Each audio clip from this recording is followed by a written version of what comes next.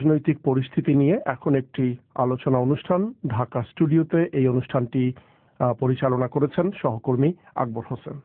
মিজান, আপনাকে অসংখ্য ধন্যবাদ। স্টুডিওতে আলোচনার জন্য আমার সঙ্গে যোগ দিয়েছেন নর্থ সাউথ বিশ্ববিদ্যালয়ের অধ্যাপক এবং রাষ্ট্রবিজ্ঞানী দিলারা চৌধুরী এবং ঢাকা বিশ্ববিদ্যালয়ের সমাজ বিজ্ঞানের অধ্যাপক ও রাজনৈতিক বিশ্লেষক সাদেকা হালিম। আপনাদের দুজনকে অসংখ্য ধন্যবাদ স্টুডিওতে আসার জন্য। ধন্যবাদ। দিলারা চৌধুরী, শুরুতে আপনার কাছে আসি। গত এক মাসে এই যে বিএনপির ডাকা অবরোধ কর্মসূচিতে আমাদের হিসেব অনুযায়ী দেখতে পাচ্ছি 61 জনের মতো মানুষ মারা গেছেন, যাদের বেশিরভাগই সাধারণ মানুষ। তো বিএনপি যে কর্মসূচি ডাক দিয়েছে, দলটি কি এখন বলতে পারবে যে হ্যাঁ, একটা আন্দোলন আসলে হচ্ছে যেখানে এত মানুষ মারা যাচ্ছে, সেই কথা বলার কি এখন সুযোগ আছে? না, দেখুন, আপনার বাংলাদেশের সিচুয়েশনটা দেখলে পরে কিন্তু মনে হয় না যে দুদলের পক্ষ থেকে কোনো একটা রাজনৈতিক আন্দোলন হচ্ছে। মানে আওয়ামী লীগ এবং বিএনপি, এটা আগেও আমরা অনেকবার আমরা এটা অনুধাবন করেছি যে একটা দল আর একটা দলকে নিশ্চিহ্ন করে দিতে চায়। তার মানে এটা একটা সমর অবস্থার মতো লাগছে আমার কাছে। এই পরিস্থিতিকে কি আপনি এটাকে আন্দোলন বলতে চান না? তাহলে রাজনৈতিক আন্দোলন তো এরকম হওয়ার কথা নয়। বিষয়টা হলো এই যে কোনো জায়গায় আপনার যখন রাজনৈতিক সহিংসতা হয় তখন দেখা যায় যে সর্বপ্রথম আপনার সহিংসতা করে অথবা দেশের আইন ভঙ্গ করে তাদেরকে কিন্তু আপনার বিচারের আওতায় আনতে হয়। কিন্তু বিচারের আওতায় কিন্তু সরকার আনতে পারছে না, বরঞ্চ আপনার বেশিরভাগ লোককে আপনার ধরতে পারছে না তারা। সাদেকা হালিম, আপনি কিভাবে দেখছেন? সরকার একটা অনমনীয় অবস্থান নিয়েছে, বলছে তারা কোনোভাবেই সংলাপ করবে না, এটাকে আইন শৃঙ্খলা পরিস্থিতি হিসেবে বিবেচনা করে এটাকে দমন করা হবে এবং জয় পরাজয়ের মাধ্যমে এটা নিষ্পত্তি করা হবে। সরকার যেটা করছে গত এক মাসে, তাতে কি পরিস্থিতির কোনো উন্নতি হয়েছে? পরিস্থিতির সার্বিক কোনো উন্নয়ন হয়নি সেভাবে। বিশেষ করে আমরা যদি ঢাকার বাইরের অবস্থানগুলো দেখি, বিভিন্ন জেলাতে সংঘর্ষ, সহিংসতা, নাশকতা খুব অমানবিক একটি আকার ধারণ করেছে। আমরা দেখছি যে আপনার দূরপাল্লা যেসব বাসগুলি ছেড়ে দেওয়া হচ্ছে পরিবহন, সেগুলো খুবই আপনার আমাদের প্রতিবন্ধকতার সৃষ্টি হচ্ছে, তারা জনগণ চলাচল করতে পারছে না। তো এটা আসলে আমাদের উদ্বেগ উৎকণ্ঠা বাড়িয়ে দেয়। কিন্তু আপা যেটা বলছিলেন যে এটা কি আসলে একটা রাজনৈতিক আন্দোলন কিনা, যে প্রশ্নটি আপনি রেখেছিলেন, রাজনৈতিক আন্দোলন হলে একটা সময়ের দরকার ছিল এবং এখানে একটা মোবিলাইজেশনের কথা প্রয়োজন বা জনসমর্থন দরকার ছিল, কিন্তু সেটা না দেখে আমরা দেখছি যে বোমাবাজি, নাশকতা, সহিংসতাটা হচ্ছে। এবং যেহেতু উনি সমাবেশ করতে পারলেন না, হয়তো বা এটা একটা খুব অন্যায় করা হয়েছে ওনার প্রতি, কিন্তু তার প্রতিবাদে কি আমরা বোমাবাজি দেখব? আপনি পেট্রোল বোমায় যারা মারা গেছেন, আপনি তাদেরকে কিভাবে দেখছেন? আমার মনে হয় যে এটা আসলে একটা সন্ত্রাস। এবং সরকার যে অবস্থান নিচ্ছে, সরকারকে তো কঠোর হতেই হবে, কারণ জনগণেরই তো দাবি যে এটা কঠোর হস্তে দমন করতে হবে। আমি সাদেকা হালিমের সঙ্গে দ্বিমত পোষণ করব একটা ব্যাপারে, যে আমরা যদি গণতন্ত্রে বিশ্বাস করি এবং গণতন্ত্রের কথা বলি, তাহলে কিন্তু আপনার অপোজিশন বা যারা বিরোধী দল, তাদেরকে তো আপনার স্পেস দিতে হবে, তাদের আন্দোলন করার জন্য স্পেস দিতে হবে, তাদের দাবি দাবা তোলার জন্য মিটিং মিছিলের দিতে হবে। কিন্তু আমরা ইলেকশনের পরবর্তী সময় যেটা দেখেছি গত এক বছর, যে আপনার সরকার কোনো মতেই বিরোধী দলকে কোনো রকম স্পেস দিতে রাজি হচ্ছে না এবং তারা রাস্তায় দাঁড়াতে পারছে না। রাস্তায় দাঁড়ালে পরই পুলিশ তাদেরকে ধাওয়া করছে। এবং সর্বশেষ হলো গিয়ে আপনার খালেদা জিয়াকে আপনার ওই সভা করতে না দেওয়ার অনুমতি না দেওয়া। তো আপনি গণতন্ত্রের কথা বলবেন, অথচ আপনার বিরোধী দলকে কোনো রকম আপনার স্পেস দিবেন না, তখন তো আপনার মানে আপনার বিরোধী দল যে সাপ্রেস যদি করেন কোনো একটা দলকে, তো সাপ্রেশনের একটা রূপ কিন্তু ভয়ঙ্কর হতে পারে। এবং বাংলাদেশে আপনার সেই ভয়ঙ্কর রূপটাই আমরা দেখছি, যে কোনো স্পেস যদি না দেওয়া হয় একটা বিরাট ফোর্সকে। আমি বলছি না যে নাশকতা কে করছে, সেটা আমি জানি না কারা করছে নাশকতা। এখন এক দল আর এক দলকে দোষ দিচ্ছে, আর সরকার যে পথটা নিয়েছে সেই পথটাকে আপনি সাপ্রেশনের কোনো সময় ইতিহাস সাক্ষ্য দেয় যে সাপ্রেশনে কোনোদিন কোনো প্রবলেম সলভ হয় না। আপনার কাছে আবারও আসবো সাদেকা হালিম, আপনার কাছে আসি যে 2013 সাল জুড়ে যখন নির্বাচনের আগে ব্যাপক সহিংসতা হয়েছিল বাংলাদেশে, সেটার অনেকেই বলছিলেন যে এটার একটা শেষ আছে, একটা লাইন আছে, দেখা যাচ্ছিল যে হ্যাঁ নির্বাচন পর্যন্ত। কিন্তু এখন যেটা শুরু হয়েছে, এটার শেষ কোথায়? খুবই জটিল প্রশ্ন। আপনি দেখবেন যে 2013-তে যে প্রক্রিয়ায় সহিংসতা হয়েছিল, বিশেষ করে কয়েকটি জেলা পকেটে প্রায় 19টি জেলায় একই ধারাবাহিকতা আমরা দেখছি, কিন্তু এখন প্রকট আকারে। সেটা হচ্ছে যে বোমাবাজি যে বাংলাদেশে আগে হয়নি তা নয়, কিন্তু আপনার সেটার বোমাবাজির ফ্রিকোয়েন্সি বেড়ে গেছে এবং পেট্রোল বোমা মেরে মানুষকে মারা হচ্ছে। দিলারা চৌধুরী, আপনি কি এই এখনকার পরিস্থিতির কোনো শেষ দেখতে পাচ্ছেন? না, যেভাবে আপনার দুই দল মুখোমুখি দাঁড়িয়েছে এবং সরকারের পক্ষ থেকে বলা হয়েছে যে আমরা এটাকে অ্যাডমিনিস্ট্রেটিভলি ডিল করব, যদি এটা একটা রাজনৈতিক ইস্যু, সুতরাং তারা হার্ড লাইন নিয়েছেন। তো আমার মতে হলো যে যদি হার্ড লাইন সরকার নিয়ে থাকে তাহলে আমাদের সংকট আরো বাড়বে।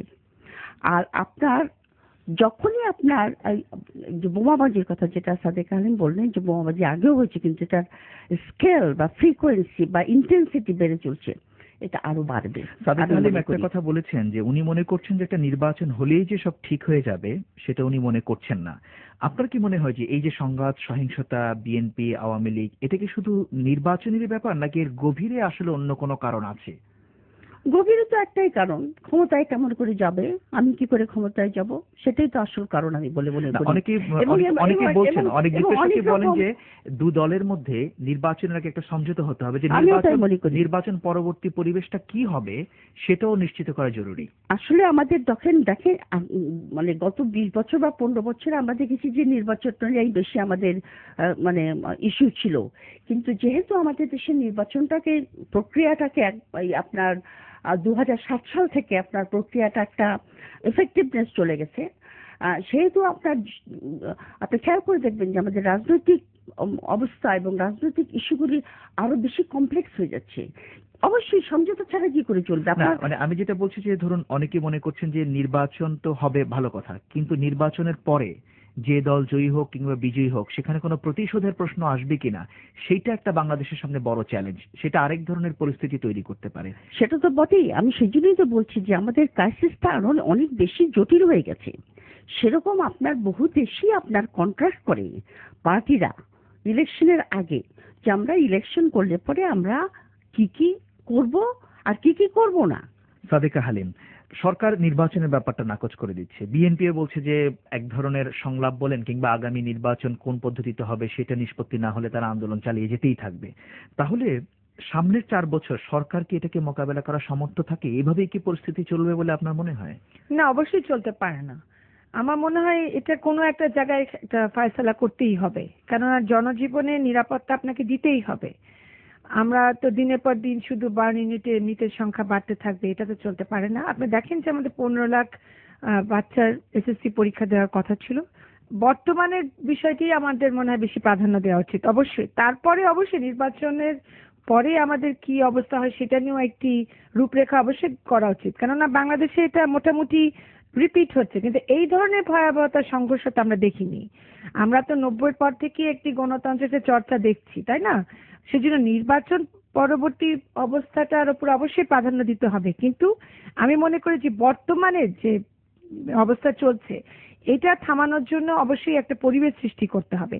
সরকারের উপরে দায়িত্ব বেশি, যেহেতু তারা যে রাজনৈতিক দলটি ক্ষমতায় আছে, তারা যারা সরকার গঠন করেছে তাদের উপরে বেশি প্রত্যাশা, কিন্তু একটা লিবারাল ডেমোক্রেসিতে অবশ্যই যারা বিরোধী দল, বাস্তবে আমি যদি বলি তাত্ত্বিকভাবে নাও, প্র্যাকটিক্যাল বাস্তবে সেই বিরোধীর নেত্রীকেও কিন্তু এগিয়ে আসতে হবে। অর্থাৎ পরিবেশ সৃষ্টি করার জন্য আপনি লন্ডন থেকে মেসেজ পাঠাতে পারেন না বা জাতির জনক বঙ্গবন্ধুকে নিয়ে অর্বাচীন মন্তব্য করতে পারেন না, কিন্তু দুটি রাজনৈতিক দলের মধ্যে যে টানাপোড়েন চলছে সেখানে অবশ্যই আমাদের, আমি মনে করি যে মুক্তিযুদ্ধের চিন্তা চেতনা সেটার উপর বিশ্বাস রেখেই আমাদের সেদিকে এগিয়ে যেতে হবে। দিলারা চৌধুরী, খুব সংক্ষেপে যদি বলেন যে দু দলের মধ্যে আপাতভাবে কোনো আলোচনার সম্ভাবনা দেখা যাচ্ছে না, সেক্ষেত্রে এখানে কোনো মধ্যস্থতার কোনো প্রয়োজন কি আছে? মানে সেরকম কোনো সম্ভাবনা কি আপনি দেখেন? না, দুদলের ভিতরে তো মধ্যস্থতা মানে আমি কোন রকম আশার আলো দেখছি না এখন পর্যন্ত। আমাদের দেশে অবশ্য সবাই বলবে যে মধ্যস্থতা মানে আমাদের সভারেনিটি নিয়ে চলবে, আমরা সভারেন দেশ, আমাকে কেন বাইরের লোক এসে বলবে কি করতে না হবে। দেশের ভিতর থেকে হতে পারে, তাই না? দেশের ভিতর থেকে তো হচ্ছে না, ওইসব দেশের ভিতরে তো আমি তো দেখছি না যে দেশের ভিতরে কোন রকম সে জাতীয় শক্তি এখন পর্যন্ত দেখা দিয়েছে। সিভিল সোসাইটি বলেন, তৃতীয় শক্তি বলেন, যে যারা বলতে পারে যে আমরা দুই দলকে আমরা রিজেক্ট করলাম, আমরা রিজেক্টের কথা না, মধ্যস্থতার ব্যাপার, দুটো দলকে বসানোর জন্য। দুটো দলকে বসানোর মতো আমাদের দেশে সেরকম কোনো শক্তি নাই। সুতরাং এটা নতুন কিছু না। এখন যদি মধ্যস্থতা আমি মনে করি যে ইউনাইটেড নেশন যদি মধ্যস্থতা করে, তাহলে যদি একমাত্র আমাদের দেশে সুস্থ একটা নির্বাচন হয়, এবং নির্বাচনের পরে কি হবে সেটারও একটা কন্ট্রাক্ট করি, নির্বাচনটা হবে কি করে সেটা একটা কন্ট্রাক্ট করি। আমি মনে করি যে যুদ্ধংদেহী অবস্থা দুই দল নিয়েছে, এখানে আমার মনে হয় না যে কোনো শক্তি আছে দেশের ভিতরে যারা এই দুই দলকে বসাতে পারবে। সাদিকা হালিম, তাহলে কি বিদেশি মধ্যস্থতার জন্য অপেক্ষা করতে হবে? যেটা আপা বলেছেন যে দেশের মধ্য থেকে আমরা চেষ্টা করতে পারি কিনা, আপনি দেখেন হ্যাঁ আপা কোনো সম্ভাবনা দেখছেন না। এটা ঠিক যে আমরা কিন্তু দেশটি এমন ভাবে পোলারাইজড হয়ে গেছি আমরা, যে আমাদের পক্ষে মধ্যস্থতা করাটা বেশ কঠিন হয়ে দাঁড়িয়েছে। সেই আস্থাভাজন ব্যক্তির আমি সে ধরনের উপস্থিতি এখনো বাংলাদেশে আর দেখছি না। তাই বলে যে বিদেশ থেকে নিয়ে আসতে হবে তাও নয়, কেননা সেখানেও হয়তো একটা বায়াস চলে আসতে পারে। তাহলে মধ্যস্থতা কিভাবে হবে? আমার মনে হয় দুই দলকেই বুঝতেই হবে, দুই দলকেই বুঝতে হবে।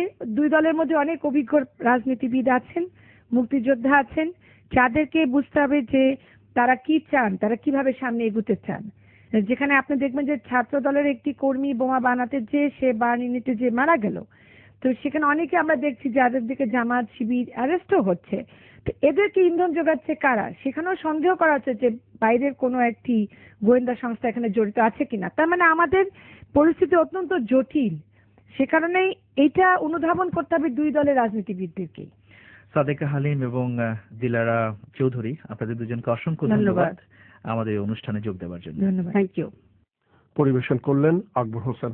এই আলোচনার কারণে আজ প্রীতিভাজন ইস্যু প্রচার করা সম্ভব হলো না বলে দুঃখ প্রকাশ করছি। পরিক্রমা প্রযোজনা করেছেন মানসী বড়ুয়া। আমাদের পরবর্তী অধিবেশন প্রভাতী শোনা যাবে বাংলাদেশে ভোর 6:30 আর ভারতে 6টায়। শুনবেন এই আশা রেখে বিবিসি লন্ডন স্টুডিও থেকে আমি মিজানুর রহমান খান আজকের মতো এখানেই বিদায় চাইছি। শুভরাত্রি।